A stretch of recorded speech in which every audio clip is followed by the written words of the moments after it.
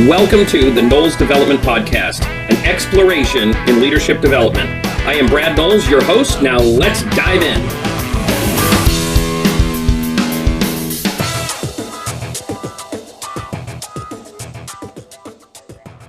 Welcome to a fresh new season of the Knowles Development Podcast. Hope you've been well.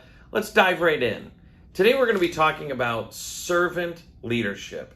And it really is a different type of leadership. So I want to dive into, first off, what is the definition? How do we define servant leadership?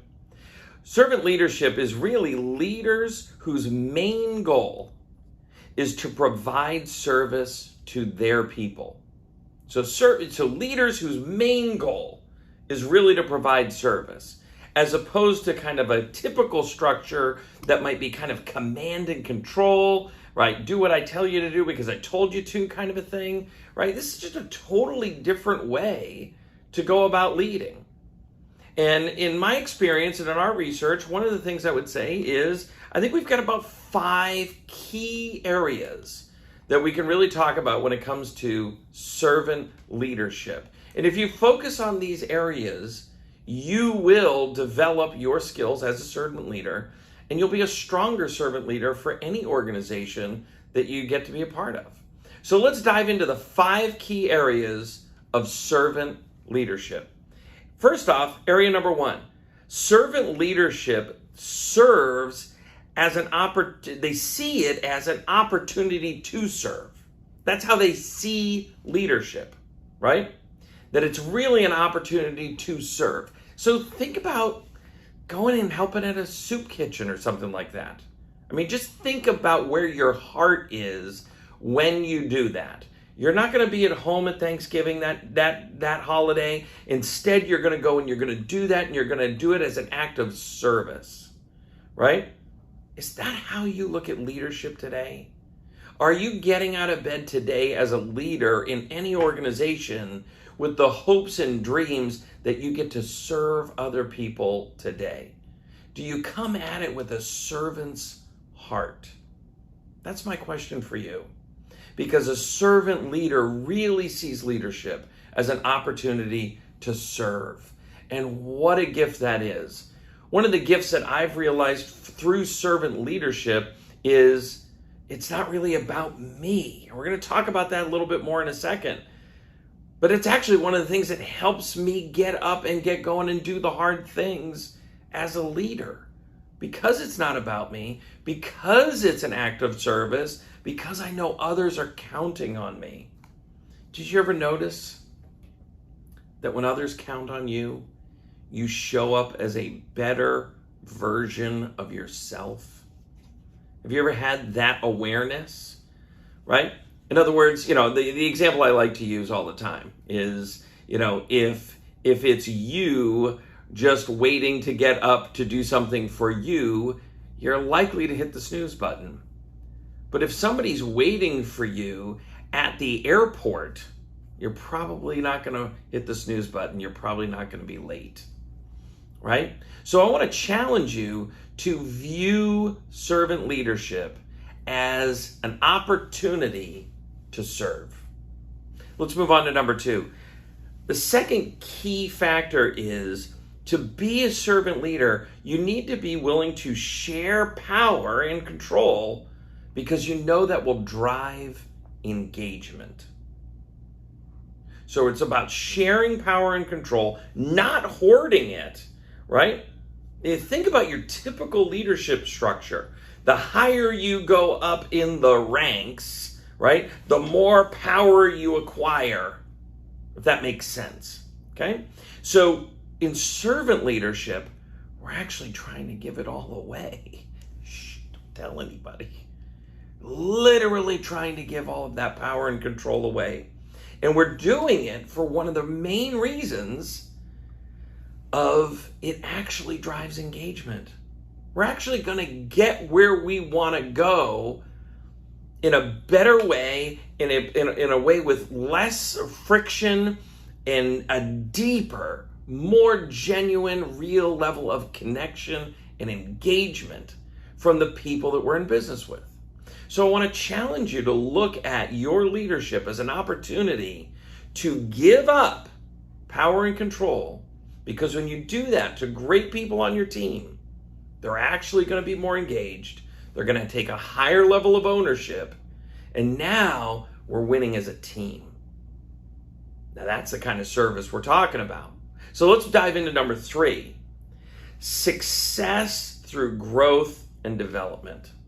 That's how a servant leader measures success. They don't necessarily measure it from, geez, did we win that battle? Did we lose that battle? Did we hit our quarterly numbers? That's not the measuring stick. Are our people and our systems and the things that we're setting out to do as an organization, are they growing? Are they developing? That's what a servant leader is really looking for when they pour into the people around them. And we want to instill that in our close circle. And we're going to talk about this more throughout the season. So I hope you hang in there for this new season of the Knowles Development Podcast, because we're going to talk more about our teams and how we can drive engagement and how we can grow our people and how important that inner circle is. And this is one of those areas, that inner circle of people who we pour into and that we look to help grow and lift up those people we serve. Well, one of the things we're doing is we're modeling that for them. So it doesn't just stop with the servant leader and their first kind of round of people, but that actually goes throughout the organization. Is your organization a group that's really looking first and foremost at the growth and the development of its people? I want to challenge you to look at that between now and our next episode. And if there's opportunity there, start taking a look at how can you really start challenging your organization, your people, to grow and develop deeper and faster. 4th key, servant leaders listen. Say what? I'm just fooling with you. Servant leaders listen. It's not about the talking. It's about listening. Servant leaders understand that they don't have all the answers. That's not why they're there. They're not there because they have all the answers and they're some, tender genius. Servant leaders are there to serve other people, to help grow and develop other people, to share the power and control. To do those things, you have to show up as a really good listener. That's why I see so many parallels between coaching and training and servant leadership. Because one of the key skills to be a great trainer, one of the key skills to be a great coach, and one of the key skills to be a great servant leader is your ability to listen. That doesn't just mean you stopped talking. It means you actually took the time to hear what the other person was attempting to communicate and really made sure of it. Now, believe me, as a servant leader myself, I know that there's lots of opportunity to grow in that area. I know there is. But are you challenging yourself to do that on a daily basis?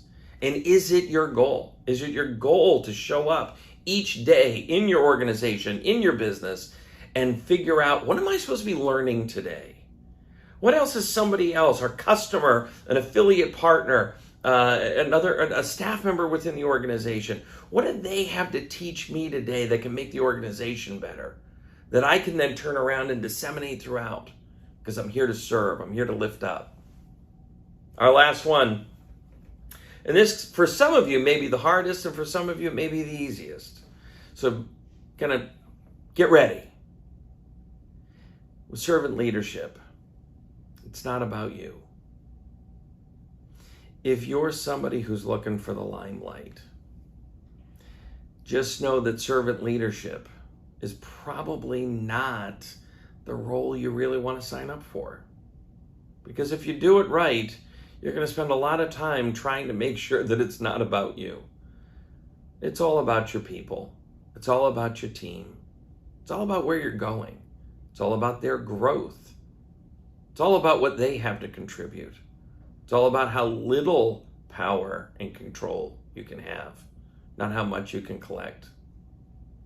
The best servant leaders are hard to hold up and point out as an example because they spend all of their time making sure that it's not about them. I want to challenge you. Are you making it about you?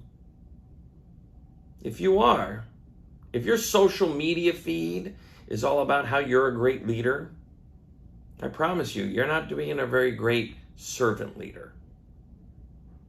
If you look on your social media feed and it talks about your business and it's really talking about the people on your team, it's really talking about the customers you were able to serve, then we're probably taking the right steps.